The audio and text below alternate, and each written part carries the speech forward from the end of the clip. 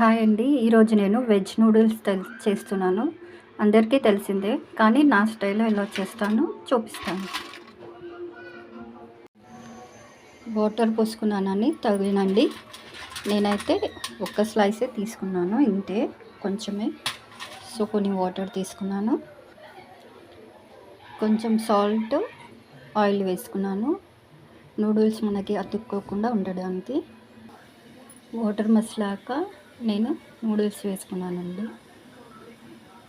ఇవి కొంచెం మనకి ఉడకాలి. మనకి ఇలా ఉడికిందండి. ఉడికి ఇంకా మనం ఇది వంచుకున్నాము. ఇలా ఒక ప్లేట్లోకి తీసుకొని కొంచెం ఆయిల్ పోసుకున్నామండి. ఆయిల్ పోసుకొని మనము ఇలా అనుకుంటే అయిపోతుందండి, ఎందుకంటే మనకి అతుక్కోకుండా ఉంటుంది.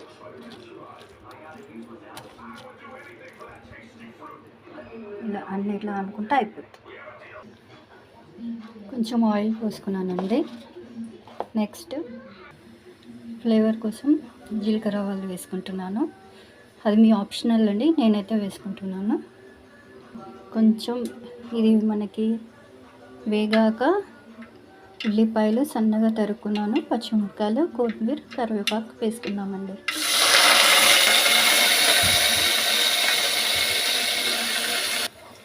కొంచెం అల్లం వెల్లుల్లి పేస్ట్, పసుపు వేసుకున్నానండి.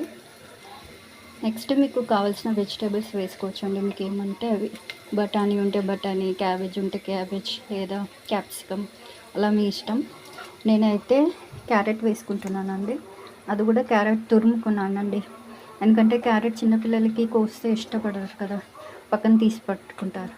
ఇలా మనం తురిమితే ఏంటంటే దాంతోపాటే నూడిల్స్ అనుకొని తింటారు.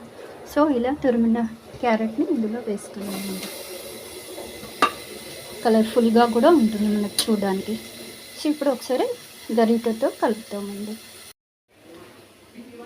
దీంట్లోనే నేను ఒక 2 స్పూన్స్ గ్రీన్ చిల్లీ సాస్ వేసుకుంటున్నానండి.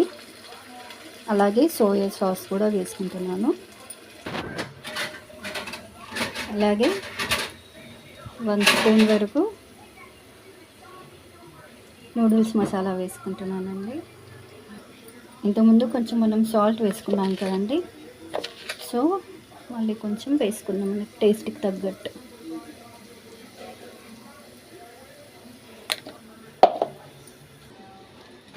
ఇంతే, అయిపోయిందండి. నా స్టైల్లో నేను చేశాను. వెనిగర్, సోయా సాస్, ఇంకా గ్రీన్ చిల్లీ సాస్ వేసుకున్నాను, ఇంకా నూడిల్స్ మసాలా వేసుకున్నానండి. అంతే. వెజిటేబుల్స్ అంటే నా దగ్గర ఒక్కటే క్యారెట్ ఒకటి ఉంది కాబట్టి అది ఒకటి తురుముకొని వేసుకున్నానండి. అంతే అండి. ఇలా సాస్లో పెట్టుకొని తింటే చాలా టేస్టీగా ఉంటుందండి. Thank you for watching. Please subscribe.